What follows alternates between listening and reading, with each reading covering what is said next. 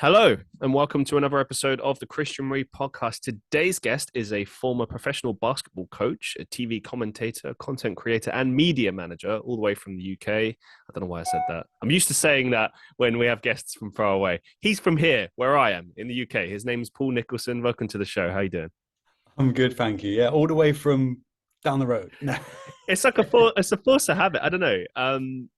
I do try to have like more UK guests, but it's kind of random. I don't really like especially think specifically where someone's from. I just kind of look like, hey, this person that's interesting. This is who they are, what they do. Yeah, like they might want to come on the show and have a good conversation, etc. And yeah, obviously I came across you through Mads. Shout out to Mads. She won't listen to this, but now I've shouted her out, so there's that link. And then I started looking at your content and I was intrigued for various different reasons. Yeah, my content's a bit all over the place when you tie it into what I actually do. And the weird thing is we literally come across each other because of a TikTok trend. Yeah, that's true. That's true. I mean, it's nice though. Like I think that just on a side note with TikTok in general, I think it's brought people together in a way that maybe social media hadn't done before. Like, or maybe it has. Maybe that's a bit of a lie, but it's different. Like it's more accessible, I think is the word. And like I think so. Yeah, I think so. I've literally, the weekend just gone before this, I had a friend and his family down staying at our house for the weekend, who I met on TikTok 2 years ago. Oh, really? Crazy. Yeah, absolutely crazy. All the way from Liverpool. Came down with their family, stayed at our house. We went down into Cornwall. We're really good friends, and we're going to go up to see them in a couple of weeks. Awesome, man. Awesome. Yeah, I mean, I've met a lot of my online friends through TikTok, and I owe it a lot, really. I mean, I know there's a lot of detractors, people that have negative things to say, and Lord knows I've said negative things as well. But I am grateful for it. I think there's a lot of pluses with it, and it surprised me as an app, and that's kind of why I was on TikTok originally. I went on there to kind of figure out how it works because of my role in media, and it surprised me. I was expecting dance crazes and all this sort of stuff, which it does have, don't get me wrong, but you can find your niche on there very quickly. See, when you took over this social media position or this media manager position, did your company kind of approach you and were like, hey, so this TikTok thing, like, can you help us? Like what was that conversation like? Bless them. They had no idea what TikTok did. I was, long story short. So I used to be a basketball coach. I was a junior basketball coach as a volunteer for 15 years, as well as a full-time job. I got lucky enough to be offered a position as an assistant coach for a pro team. Took that on. COVID season hit. In COVID season, we went into these separate bubbles. So the assistant coaches weren't allowed to work with the pro team to begin with. So I needed to find something to do to keep myself relevant, because the more people that worked with the pro team, the kind of more chance there was of COVID spreading and everything else. So I used to do a little bit of video and used to do a little bit of photography, used to enjoy social media, used to do a bit of design work, nothing crazy, just a little bit. And I said, look, as it's, I'll jump on the media bit for a while. And that did what it did, and it was good and it was fun, and I explored it. And then when I got approached by a different team, they approached me as, do you want to be our media manager? Like, do you want to actually go into this properly now? And I was kind of like, do you know what? Why not? It's got transferable skills. If basketball stops tomorrow, I can move into a different industry quite easily. And that's kind of where it started. That's interesting. I didn't realize there was crossover there. Like I understood, like through doing my research on you, that you'd obviously actually done that job in the context of your basketball career, but I didn't realize there was that level of crossover. That's no, it was. Sorry about any background noise there. Obviously, I'm doing this from home. I've got a 6-month-old baby. Oh, bless! Congratulations. Thank you. I don't know if it's congratulations on lack of sleep. Oh, I'm sorry about the noise. One second. You might have to start this bit again. Nah, it's all good. It's all good. I try to limit the amount of editing that I do.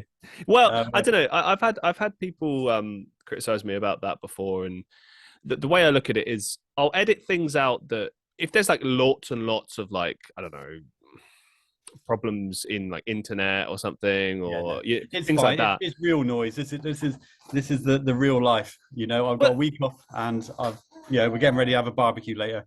oh, I've nice, got a nice. 6-month-old baby, and it is what it is. I like it because it's, I don't know, that's something I've tried to do something a little bit different with my podcast is give like a discussion show where you don't have that, where it's a bit more like just a general conversation that you might Yeah, I like hear. that. I like that, and Right. it works. It works for me, And as I say, like going back to the whole social media stuff, the crossover was crazy. It was insane going from actually achieving my dream job of coaching for my hometown club in arena at the top division of British basketball to then making a decision to go, actually, I'm now going to go into media. It was a bit of a strange one for me, but I enjoyed it. It was fun. Media's great. It's creative. It's engaging. You get to have some real fun with it. You put yourself out there a little bit, and you're in the public eye, and you're open to criticism pretty easily. But the whole TikTok thing was mad because we tried TikTok from the British Basketball League. It's something that the league tried to push. A couple of the teams weren't fans, and that's probably because there was an older generation who didn't quite understand it. Mm. But I kind of took it by the horns with another sort of member of staff that we had there, and we loved it. It was so engaging, and it opens doors to so much more than what other platforms do. Because if you follow me on Facebook, if you follow me on Instagram, that's great. But if you don't follow me on those platforms, why are you going to come across my platform? How are you going to come across my platform? Where actually TikTok puts you out there to everything. And obviously since then, Instagram have been pushing reels more. YouTube have been pushing shorts more. Facebook has started doing reels, and everyone's gone, hold up a minute. TikTok have done something really good here. And now everyone's joining the party. There's something to it. I must agree. I mean, there's plenty of people I know that follow me on TikTok that would never check out, for instance, the podcast or things like that. And to a certain extent, I think that, you have your different customer bases, I hate to put it like that, customer bases, but you got people that I are know what you interested mean. in your Yeah. short stuff, people that are interested in the more long-term, long form content. But if people are true and genuine fans of you, that they'll probably end up checking out everything that you do because they're intrigued in you, they're interested in you, and that's kind of a big part of this. And I think that, as you say, there's more accessibility there, there's more reach there. Something that made me laugh the other day when I was looking up people giving tips on like how to use hashtags and stuff, and they said Yeah. something like, "Oh, don't use the FYP hashtag because the algorithm sends it to the random populace and then it won't be specific to what you're looking for." And it's like, well, that makes sense. Like, for instance, let's say you did a basketball related video, Yeah. then it would make sense to not put FYP and just put basketball related hashtags if that's specifically what you're going for. Yeah. Then if you do want to reach a more general audience, which in general you kind of do, you want to reach new people who might be interested in this, whatever you're doing, you'll want to put that. So it's interesting to me, like it's kind of It's something I've been learning. The analytics of social media is a complete minefield. Something that I've spent a lot of time studying this year, trying to understand what social media platforms run with what analytics. And I've had meetings with TikTok and people like that to understand why you do what you do, And yeah, the hashtags, the reality is a hashtag appears because maybe you follow a hashtag, maybe because you watch content which has similar hashtags. That's how it finds you. So if you watch content which has hashtag FYP on it, you're going to find more content which says hashtag FYP on it.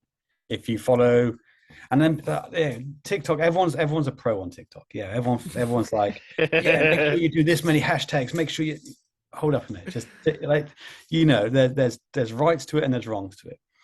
When people are like, TikTok's broken, I've got no hashtags. No, it's not broken. You still get on the For You page. And if someone watches your video, it's going to get pushed to more people. And if that person watches your video, it'll get pushed to even more people. So it's not broken. It's just that's how the system works. Well, what do you make of when people get like shadow bans and stuff like that? Do you think that's real, or is that I just when I had a conversation with TikTok, they said shadow ban is not a thing. And actually, the guy I had a conversation for, who was the head of sports at TikTok, said he's never even heard of shadow ban. That's what he said to me. Wow. I understand that I've done videos and I've got like 5, 6, 7 videos in a row where it's 1,000, 2,000, 3,000 views, and then all of a sudden I get a 200 and a 300. I don't believe that's such as shadow ban. I just believe that as at that moment when I put out that TikTok, not as many people are interested in it. Mm. Not that it's a bad TikTok. If I put it out 10 minutes later, loads of people might like it. But TikTok's one of those things. It only gets pushed by views, right? That if you put a TikTok out and someone views it, it's going to go to someone else. If you put a TikTok out and the first 10 people that see your TikTok don't view it and skip past it, it's not going to get pushed out as much. Yeah, I saw something. I don't know if it was specifically for TikTok or it might have been for Instagram, another social media app or something like that. But it Yeah. said something like the amount, I think it was Facebook actually, the Hmm. amount of time that you spend, yeah, watching a clip. Let's say if the clip is 30 seconds Yeah. and you spent like a second watching it, then it would be sort of discarded and it won't be pushed. Yeah. But if you spent more than like 5 seconds looking at it, the algorithm's like, oh, okay, you're interested in this, Yeah, and it will. exactly. Why would a social media page want to push something that's not being watched? Right. It Yeah. makes no sense to them. It's not going to make them any money, any business, any engagement. So why would they push that out there as an algorithm? Where if you got a minute TikTok and you watch it for a minute, it's going to get pushed. And that's why you see people trying to do quirky little things by adding like different words in and making a story of it and getting people to watch to the end. And that's why that trend came out where a video cuts off after 5 seconds because now people have watched the whole video, and all these different things got created because people wanted watch time. Yep. And if you watch it multiple times, it's even better. That's even better, and it's just how it works. It's the luck of the draw sometimes. It really is. Like there's a lot of content I've been experimenting with recently, which some of it is inspired by other trends I've seen. Some of it is just random, and I'm throwing stuff out there and just Yeah, seeing what sticks. I'm having fun with it, which is the main thing. But like, yeah, for sure. it is random. Like my biggest ever, most successful video that went viral, it still puzzles me to this day. It was a stitch, Mm-hmm. and Oh, I had one of those go crazy. Yeah, yeah, and I was just reacting to someone, and yeah. I made like a silly like what like kind of reaction, and that got like 2.9 million views. So the question is, are they watching you or are they watching what happened before? You don't know, but either way, it works, I right? think it was a combination of the two. That Yeah. the comments in the comments section, there were people sort of laughing at my response, Nice. and there were other people kind of because basically I can't really say it on the show, but Yeah. he'd said something inappropriate in relation to like a name of a place, Yeah. and I double checked to see if he was being serious or mucking around. And it turns out he's a comedian. He's just having fun. Yeah. So I reacted to it, and then that I think it was From what I could see, the people were kind of interested in both parts Yeah. of it. And then they comment, right? So and when Right. they comment, what happens on TikTok whilst you're commenting, the video is still playing in the background. Good The video point. I doesn't never the, thought vid, about that. the video doesn't stop playing. It just continues. So actually now that video is getting more watches because someone's Ah. watched it multiple times and now it's getting pushed out more by the algorithm. So in a way, it's probably better to have shorter content then in general because there's more chance it will be played continuously. If you are a generic, and I say generic, I kind of mean that by like me or you or someone who just puts out some random stuff, then yeah, 100%. If you're a storyteller, you better make sure your story's good. If you want someone to listen to 1 minute, you better be good. And it depends on the mood of the people that find it, because you do some music as well, right? I do. So if I'm scrolling through your page and I'm just not in the mood for music, I'll probably just scroll on. But actually today, I was quite in the mood for music. So I saw you live, I stopped in your live, I listened to a song. And it really depends on who sees it at what moment. But I think the key for it is consistency. Yes. Make a decision of how many TikToks can you post a day. If you can only post one a day, post one a day, post it at the same time. If you can only post 3 a day, post them at the same time, post them every day. If you can post 20 a day, great. You've got more chance of one video going viral. So do you think that the timing is actually, because I've seen that, I've tried with that. Like I looked at my analytics and it said, okay, the best time to post is like 5, 6 p.m. or whatever. But I've Yeah, noticed that it makes no difference when I post for two reasons, right? yeah. One, the video rarely, starts getting views straight away. There's normally Yeah. like a gap there. And Okay. what I tend to do is I'll do a bunch of videos in the morning. They won't get any views for a while, and then they'll suddenly get a ton of views later in the day. And then Mhm. while I'm asleep, I assume it's being pushed to America, Canada, Well, yeah, wherever. you can look on your analytics to see where your key market is. And then when Mm-hmm. you look at your key market, if your key market is America, Yep. you can then time your videos around. Because, if you think of it, when do you look at your phone? Probably when you first wake up, before you go to bed, maybe on your lunch break. Um, on the weekend, it's a little bit more spread out. And that's when people are going to pick up their phones and scroll, because that's when I do. I look in the morning, I look in the evening. That's when I do my scroll time. I call it, just sit there and just flick through. Um, It's a good and point. that's what you need, right? So you look at I do lives, right? I go live a lot. So I go live every morning, and I'm talking like 5, 6 in the morning because the baby's awake. So the baby's awake, I'm awake. I take the baby downstairs. He plays. I jump on live, have a little yap. So you're picking up the tail end of the American audience then, I Yeah, think. and the beginning Yeah. of ours. Yeah. But weirdly enough, I get loads of people in my life from the Philippines. Loads, Mm. Mm-hmm. absolutely loads. Um, and then I'll go on live at lunchtime, and instead of 200 people, which I had in my live in the morning, I'll get 6. Yeah. You know, and that's consistent. That happens consistently. I've had this. I've discovered Sundays, great day. Always stream on a Sunday, Yeah, man. anytime on a Everyone's on Sunday. their phone. But Saturday, anytime on a Saturday, doesn't matter what time, just no one, nobody, no one is around. Just don't Mhm. stream on a Saturday. Everyone's out doing something. Everyone's busy or whatever. True. Yeah. It's like I don't tend to post videos. My videos get posted first thing in the morning before people go to work, just before lunchtime, but they hit the lunch break, and in the evening. Maybe one in the afternoon, depending on what day it is. If it's a Sunday, definitely one in the afternoon. And that's kind of, and I've just done that. And actually, I get into a routine, so it makes the posting a little bit easier for me. Um, and I think I find that helps for me personally. It may be different for. It depends. It's so honestly, it depends who watches your content. Mm. It depends who watches your content. It really does. And This. that's why the analytics are important. That's why you got to go on that settings page and you got to go look at your analytics. And actually, if you do want to push your TikTok in a serious way, look at those analytics and go, right, what makes sense from what I'm looking at.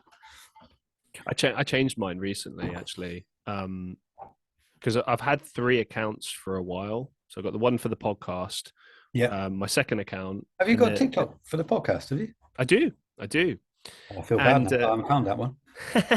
it's because it's I'm still figuring it out. I'll come back to that in a second. But like Yeah. I've got these 3 accounts. One is my main account, which Yeah. is the one where I had the viral video, Yeah. and it managed to get like 28,000 followers or something. It was probably like my crowning achievement, but it's stagnated. But what I've done is I've kind of transitioned it into being like where I put my more serious stuff. I don't really post any. I don't jump on any trends. I don't do anything. I just put like music video or I don't know acting self Mhm. tapes to show my acting journey, that kind of stuff. Yeah. And that'll be quality over quantity, right? Precisely, yeah. But then the second account is just kind of hey, just reach as many people as possible, jump on all trends, whatever, try and keep it on brand to some extent, but at the same time just go nuts, and it's working a little bit, I think. It will um, work. It takes time. It really does take time, but that consistency is where it's at. the funny thing, like bringing it back to the podcast, like for a while I was splitting the clips and I'd post like a couple on the main account, a couple on the second account, and a couple on the podcast account. And on the podcast account, just nothing, dead in the water, Yeah. just never worked. And so I just stopped posting clips on the 2 accounts, and I only post on the podcast account now. Yeah. The views have gone up considerably. And one thing I've noticed is that because I changed the hashtags, sorry. So I used to put like a ton of hashtags, loads and loads of hashtags, right? Five. Use five. No more. Use, use no more than five. No more than five. That's what I've been told through TikTok. Interesting. Um, can I just probe you more? Like, is there any shocking things that they told you, or things that we might not know? Nothing shocking. They said don't never do any more than five. Two, three, four, five. Fine. They said because it keeps it simple. The computer system, the algorithm knows where to push it. Okay. You put too many, there's too much. Like if I gave you too many words to look at, it's too much. You don't know which one you're looking at. You make. If I gave you a menu with 40 choices on it, and I gave you a menu with 5 choices, I know which one you're gonna get quicker, right? That's the one you're gonna pick quicker. Perfect analogy, yeah. So that's kind of one of the main things. That'll be my baby. See, the baby doesn't like hashtags. Baby don't like no, that's far too. If there's more than 5 hashtags, the baby's he's not happy about it. Yeah, you're not upset my child. Yeah, the FYP was something they told me about obviously that everyone gets pushed onto the FYP, and then based on viewers and watch time is if it gets pushed to the next section. You look at the FYP, base it as like a ladder. If so many people watch it, it will go to the next step of the ladder. And if so many people watch that, the next step. And you will know if your TikTok's going to work or not, because you'll just know in watching the views go up, of how quickly they go up. You'll get used to seeing that and go, okay, this video is going to go for it. Okay. Or you're going to go, oh yeah, this video is going to be like, okay. Because if you look, I've got like 35,000 followers. My average video views is 2,000. And percentage terms, based on 35,000, it's not great. That's normal though. Like even someone normal, even someone like PewDiePie, who's got like 100 million subs on YouTube, like he'll only get like 5-10 million views per video, and that's what you got to be prepared for. You got to look at the percentage. I was saying to my wife yesterday, she's on TikTok, she's trying to get into it a little bit. Oh, cool. She's on like 400 followers, but she's getting 250 views, and I'm like, that's over 50% viewer rate. That's really good. Your followers, and actually, that's very good. And if you look at it as a percentage, it's kind of an indication of how well your videos are going to do. But the meeting was good. It was more about because I'm also in charge of trying to help some of my players get verified and things like that. What is the process for that, for getting verified? For us in the UK, you fill out a form. Obviously, you've got to get the form to begin with, and you can only get that link and that form through someone from TikTok. You fill the form out. In that form, I needed to have 5 news articles about the person. So needed to be relevant news articles where you're in the press, newspapers, online, magazines, whatever, where it shows your name and everything else. You've got to then put a description of why it was beneficial to you to be verified. And the normal answer is to protect identification. So, for instance, for anyone in the public figure or the public eye, they will use it as a protection side of things. So people can't copy their name, because obviously if you're an actor or a musician or a sportsman or anything like that, if someone makes an account with your name, then that's detrimental to your career. Right. Yeah. So that's what, and so there's lots of things like that which you add into it, and then you send it away and you just cross your fingers and hope for the best. Are there any other criteria aside from the 5 news articles? Because I find that interesting. That doesn't seem like that much. I mean, like it's not really. You've got to obviously you've put the news articles in. You write a little piece about why you should be verified, and obviously the news article's got to be credible. You can't just be like, I was in my local village paper the other day and here's a picture of it. That won't cut it. It's got to be national. Yeah, national or at least regional. What if it's internet? Like, let's say, okay, verification process for the UK, right? But let's say you've been featured in newspapers in other countries. Would that would work? Yeah, but what I mean is verification for the UK is that's the UK rules. I know in America it's actually a little bit more difficult. You've got to have all that information, and you've also got to have like a reference as such, like you would do on a CV. So you got to have someone who can back you up and say, yeah, this is why. So this is why lots of sports people and would have their agents and or media managers, actors would have agents and so forth. Sabotage. But my life now. It pretty much takes over my morning lives, to be fair. Like literally, No, I go on my morning lives and people were coming on to see the baby and they really couldn't care if I was there or not. fair play, man. Like, it's true. It's like I know people that have like animals, like pets, and then they started featuring them on TikTok, and suddenly people Yeah. love babies, animals, whatever, anything cute or innocent, sweet. This is why my TikTok's mental. My lives feature me and my baby just having having a hello wife. And but my career is basketball. Right. But my TikToks are based around Funko Pops because I like collecting them. That's a whole different story. So like I've kind of opened myself up to like lots of different avenues there as well. I don't actually show any basketball stuff really on my TikTok. I will do when the season starts, but in the off season, I don't tend to put anything on there. Do you think that there would be like it would be somewhat problematic if there's like a mixture of that kind of content? It can be, yeah. That's why I kind of keep the basketball stuff off it. Right. I used to do a bit of everything, and I used to get a few followers, and it went up gradually and so forth. And as soon as I went to one niche, it was perfect because you got to think of how you watch TikTok again. You scroll, right? You sit there with your thumb. So I'm a Funko. Let's say I'm a Funko Pop person who collects Funko Pops and DC and Marvel and all this sort of stuff, right? Disney and everything else. And I'm scrolling, and all of a sudden I see a basketball video.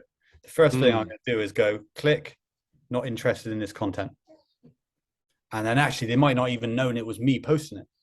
They just see a video that they're not interested in, and they'll be like, no, not interested in this content, and move on. But if that's from someone that you follow, just hypothetically, yeah, then would that then affect that creator? Like, would you still see videos from that person, or would you see? I'll still see videos from them or whatever, but you just won't see as much, would you? You just, I think when you say I'm not interested in that content, it does kind of vanquish anything similar. Okay. But obviously, because basketball is my job, so I'm also running our team's account. I'm running some of our players' accounts.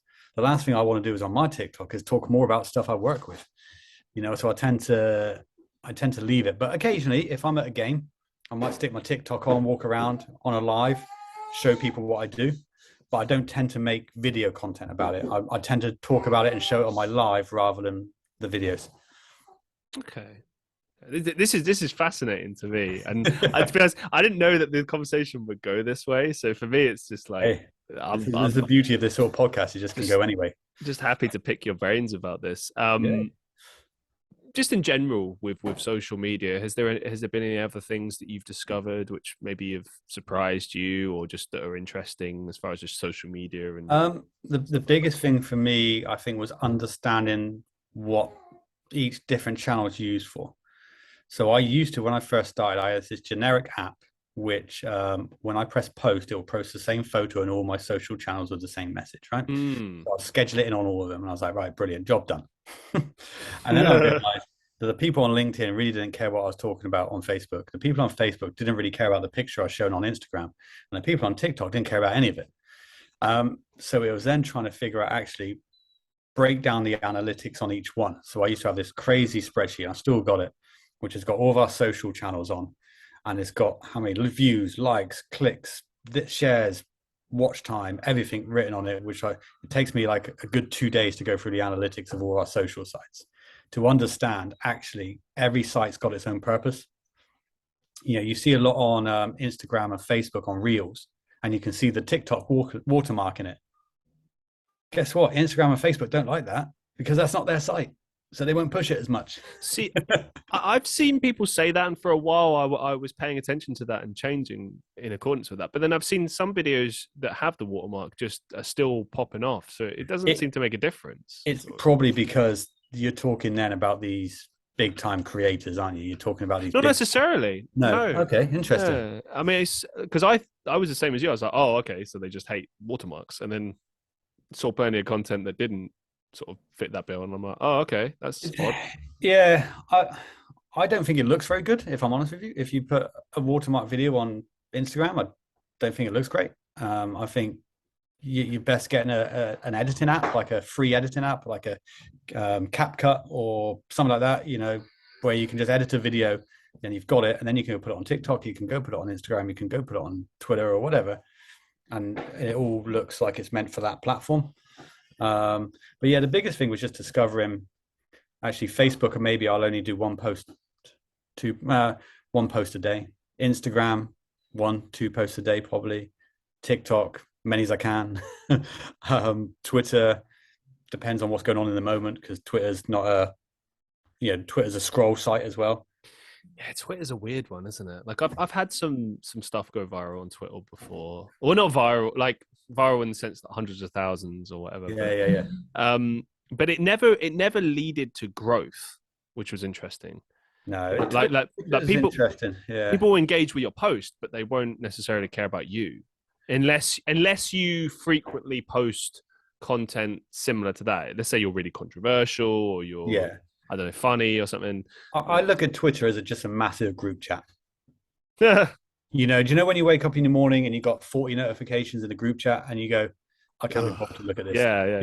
You never scroll back. You only see what's in front of you. Oh, that's a good shout. Okay. Yeah. Like, you never scroll back on Twitter. You may wake up and scroll a little bit and go, yeah, okay. Because Twitter has this beautiful thing at the top. It says, what have I missed? And it shows you a couple of key things and you go, oh yeah, okay, cool. And yeah, I kind of see Twitter as just a giant group chat, but open to everybody. I see Twitter kind of like the morning news. Yeah. But instead of being forced to pay attention to every single story, you can just pick and choose. Yeah, it's like the worst ebook ever. Well, sometimes it's useful. I don't know. Like I saw something the other day that was it wasn't exactly trending, but sometimes you'll get something on the sidebar where it'll have a topic featured. Yeah. And it will seem like it's trending, but it's not. It's just Twitter has highlighted that for whatever reason. Yeah, so I discovered this concept of quiet quitting in jobs.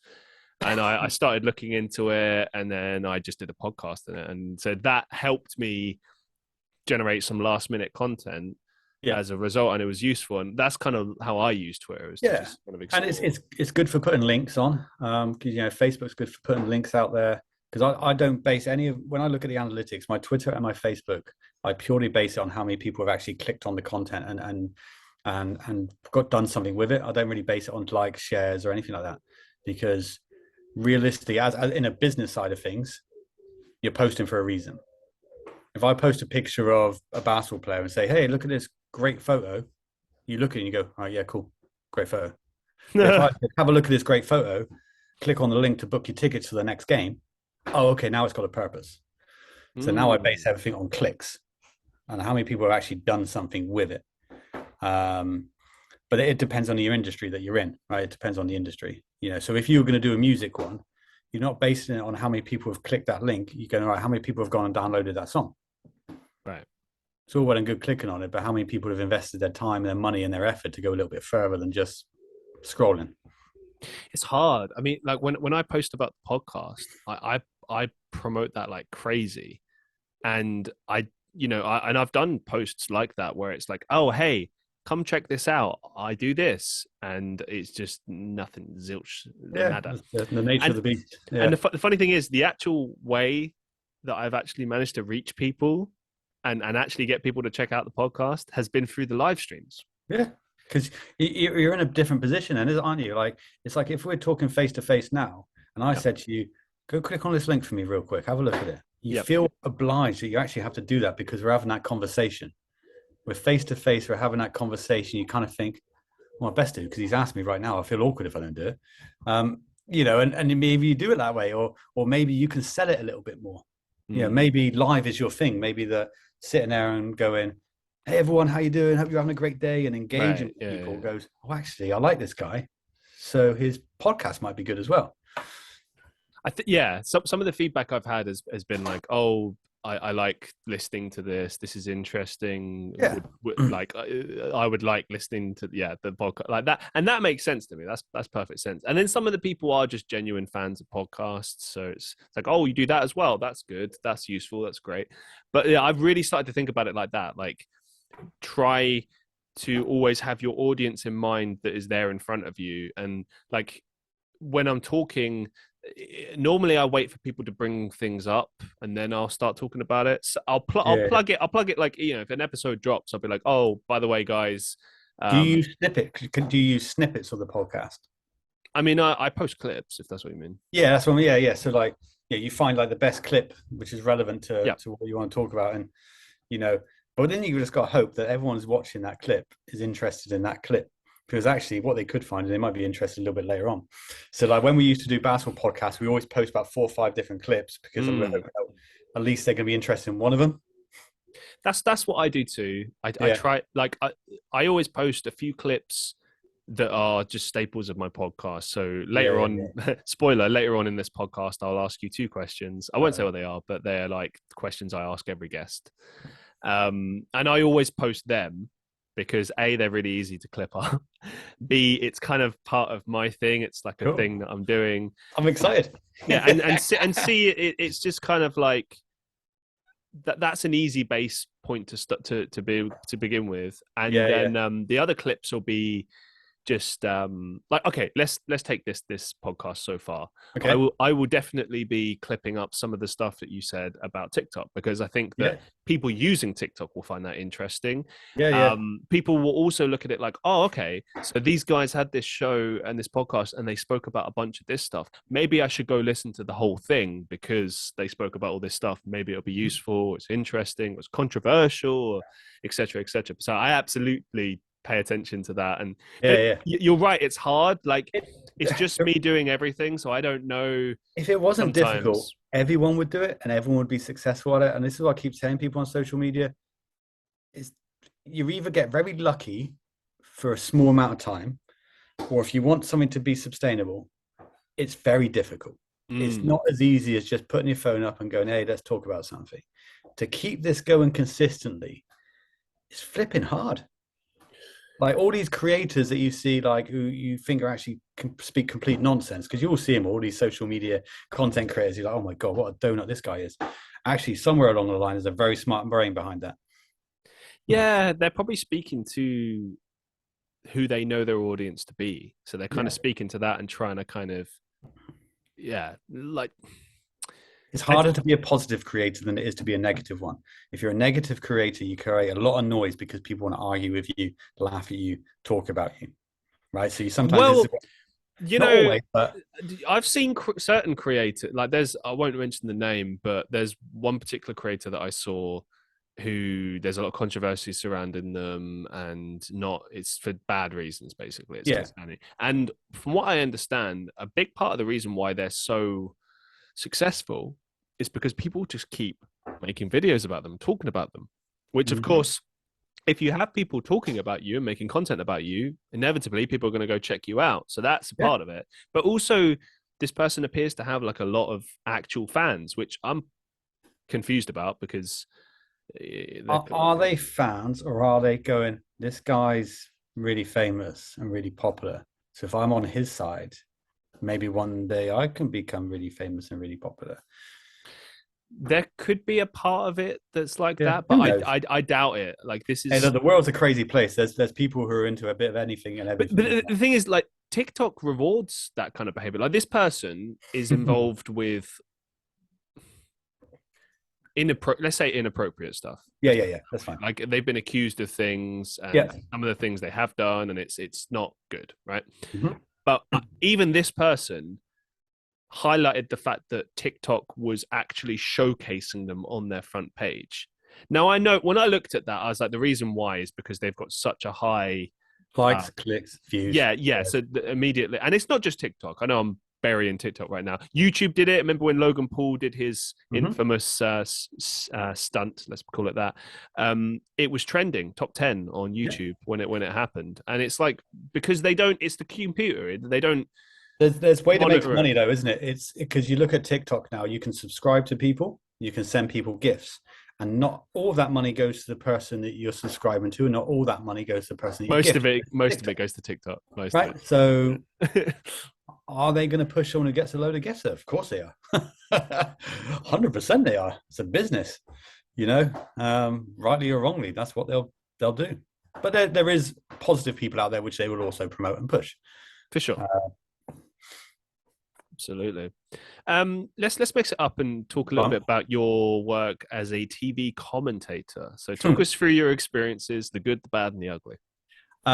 That's kind of through the basketball side of it. So I commentate on our home games, which are live streamed to, well, anyone who wants to watch them, basically. It's the top division in the UK. It was nerve-wracking at start, and just like any old podcast, if you plan way too much, it can become quite scripted and scary. Mm. Where if you know what you're talking about sometimes, or at least have confidence in what you're talking about, it's actually pretty positive, and I enjoy that. It's great fun being with I'm the co-commentator, weirdly enough. And my head sort of the lead commentator, me and him just get on so well. And actually it's like two mates with a microphone talking about basketball. Oh, cool. Like, and Right. that's what it ends up being. Like it works really well.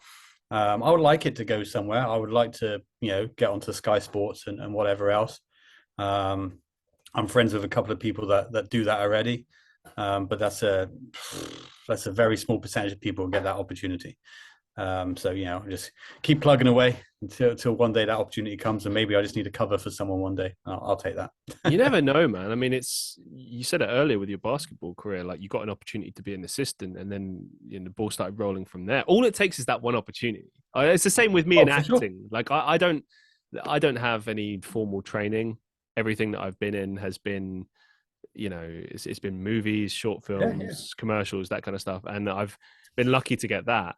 And moving forward, I'm taking a big risk on myself trying to get into those industries, but I'm not doing it like in the way, for instance, I don't have money to go and get acting classes or whatever. So I do whatever I can do and yeah, just kind of yeah. hope for the best. Yeah, well, I'd And say I didn't it's go to uni, I didn't go to college, I didn't study media, I right. didn't study commentating or anything like. I just enjoyed it. Mm. 18 years old, I was a kid's holiday rep. Oh, You cool. know, I worked in restaurants and I worked as a salesman for food companies. Whilst I was volunteer coaching, and it just worked. Maybe I've got to work a little bit harder than some people that, well, not harder necessarily. I've got to work a little bit differently to some people that are maybe qualified in the industry. You know, not work harder than work a little bit differently because I've got a bit of paper which has got grades on it to tell people that I'm good at it. I've got to prove to them I'm good at it.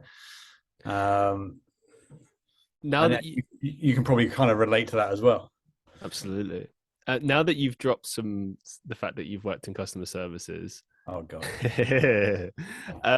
share with us any horror stories or just bad experiences that come to mind because everyone's got some. I've got a memorable one when I was a holiday rep. So we used to do the airport runs, and I worked in Minorca, not Mallorca, Minorca, and they have a 12-hour airport, so it's not a 24-hour airport.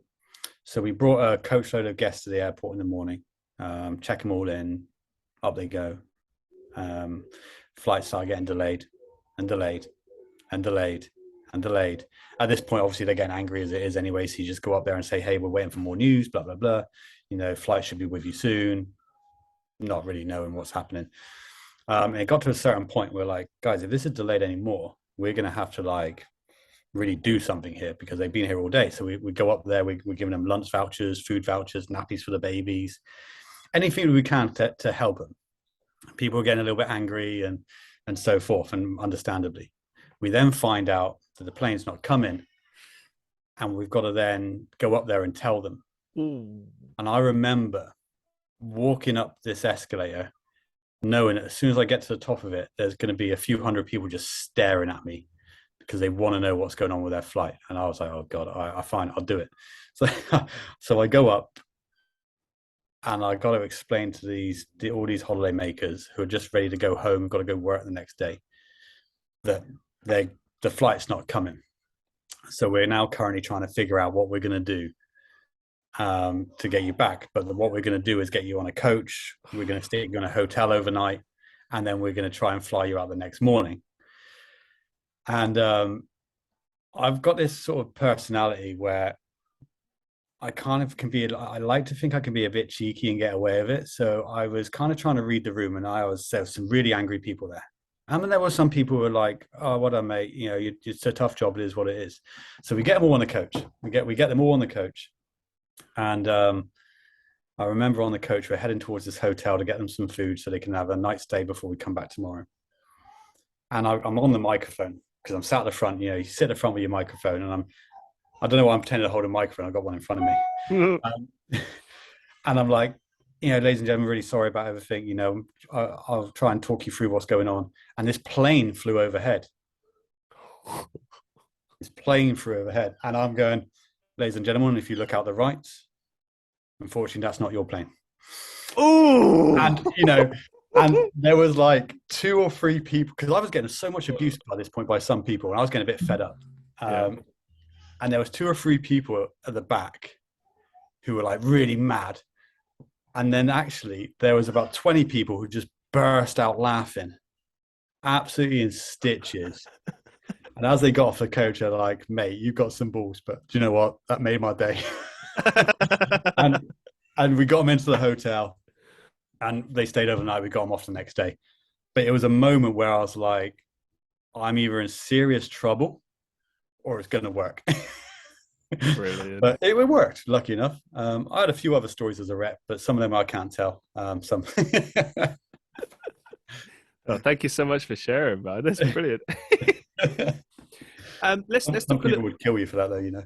Nah, it's no. I think it's good. You in a situation like that, like what can you do? I remember watching like old episodes of that airline show that used to be on ITV2 or whatever it was back in the day.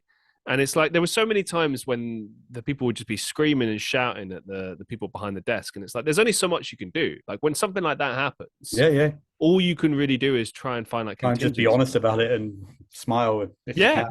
I mean, at least in your situation, like your company was able to offer something for these people. I Yeah, remember back on those airline shows back in the day, like most of the time they were able to help them, but sometimes it would be like their flights delayed or yeah. cancelled, and they're just kind of like, "Sorry, there's nothing we can do." And it's like, "Well, give them a refund, give them a hotel, give them something." Like, what do you mean? Oh, okay, sorry, we're just crap, and you've just given us money and.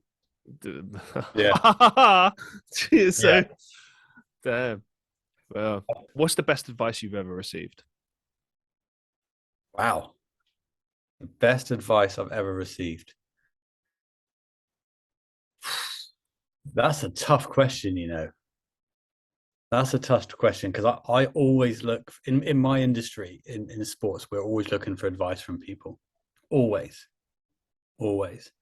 And I think probably there was a coach that I used to really admire that I did some coaching clinics with, and they were talking to me about um, talking about the past, talking about the future. Because I always used to be a coach, and I was used to be, oh, if we did this, we did that. If we did this, if we did that, and it would have changed. And he looked at me as like, who cares? Like who cares? It's done. It's done. I know it's such a simple analogy, but he was always on about, right, okay, you've now got to talk about what's happening now and what's happening next. Because if you don't talk about that and you spend 10 minutes talking about what's been, what are you going to achieve from that? You know, so if I start complaining about we should have done it differently, what's that actually achieved? But actually, if I sit down and run through my head and go, okay, what are we going to do now? I have a positive conversation. So probably the best advice was from him was a guy called he's an American coach called Don Showalter. He was the USA under 17s Olympic coach, won a gold medal with them. And he was just like, when you're coaching, you've always got to talk about what's now, what's happening. And it's kind of rubbed onto me on life as well, where sometimes my wife hates me for it because I'm always like, she's like, oh yeah, but this didn't happen. I'm like, okay, cool. What are we doing about it? Hmm. You know, I forget about, I take the emotion out of it, which is really hard to do sometimes. Take the emotion out of any past tense and go, okay, cool. We're done. Like, what's next? Like, what's next to focus on? Interesting. Because it's done. It's like, whether it was good, whether it's bad, it's done. There's literally nothing else I can do about it. And it's the same mentality when we win battle games. Yeah, we can jump up and we celebrate, but actually after that little quick celebration, what's next? Like if we hang on this for too long, we're going to waste time. Um, and that's kind of rubbed off on me quite a bit. What were your biggest lessons and takeaways from your career in basketball? Approach everything with evidence, because opinion's one thing, but evidence is a completely different story. So same sort of principle. If I'm talking to players and I said to him, "Hey man, you had a pretty rough shooting game." Like, what does that even mean to anybody? That means nothing. I've just literally criticized the guy. Where if I say, "Hey, look, you took 20 shots today and only scored two," I've come to him with some evidence. It's a straight up conversation. Like if I make a sub and a guy says to me, "Why did you sub me off?" and I say, "Well, because you weren't playing very well." Again, what like that doesn't mean anything. It's a dig. Where if I say I subbed you off because you shot 2 from 10, you turned the ball over 4 times in a row, and then you can look at you and you go, fair enough. So everything and again, it rubs off on real life. If I have a discussion or an argument with someone, I'll only get really into it if I've got evidence or backup or like a valid opinion. I wouldn't be like, "Yeah, I think you're wrong." Then someone goes, why do you think I'm wrong? And I'm like, "I don't know, because I just don't like it." Mm, you know, it doesn't get you anywhere. It's just noise, isn't it? It's just noise. Where if you can actually say, "I don't agree with what you're saying because of this reason and that reason and that reason." Oh, okay, that makes sense. You actually come into a conversation with some logic rather than just passion and kind of emotion. brilliant. And what's the biggest life lesson you've learned so far? Um, I'm still learning it. I think is trying to zone out from things and just be in the moment. Again, Mm, probably my wife to blame for this because she always tells me um, I try to not bring work home with me, to yes. actually walk through that door, put my bag down, say hello to my baby, say hello to my wife, and just enjoy that moment. Um, and I'm still struggling with it because when I work in my industry, I love it. I love my industry that I work in. I love sport. I love media. So actually, if someone said to me, "You got to do it 24 hours a day," I probably would, and I'd probably do it with a smile. Um, it's not healthy for you. Yeah. It's really not healthy for you. So yeah, that's probably one I'm still working on. I totally agree with you. I find it hard sometimes to stop working and to like take the time to just rest, like go watch a movie, go walk about somewhere, like do something other than trying to work. And it's Yeah, hard. It's I'm on hard. a week's holiday this week, and I had to explain it when I'm on a podcast. I said it's not about basketball, I promise. Fair play, man. No, I mean it's a good thing to learn, but it is hard. Yeah. It really is. Well, I just want to say a massive thank you for being on the show. It's been an absolute pleasure. As a final question to you, do you have any upcoming projects or some final shorts thoughts that you'd like to share with our listeners? Um, You can share shorts too if you want. I guess upcoming for me personally, we've got the basketball season, which is coming up. So if anyone wants to follow our team, you're more than welcome to. We are Plymouth City Patriots. We're in the British Basketball League. We are starting pre-season soon for the upcoming season. So there's that. For me on TikTok and things like that, you know what? Not really. Just kind of doing my thing and trying to figure out how to be a dad at the moment is probably my main priority. But yeah, no, nothing crazy coming up at the minute. We're going to France soon. So if you follow me, we're going to do some TikToks from France very soon at the beginning of September for our pre-season tour. So yeah, that'll be quite fun. Fantastic. Well, it's been an absolute pleasure having you on the show, Paul. Thank you very much for appearing. And yeah, Appreciate it. Thank you for inviting me.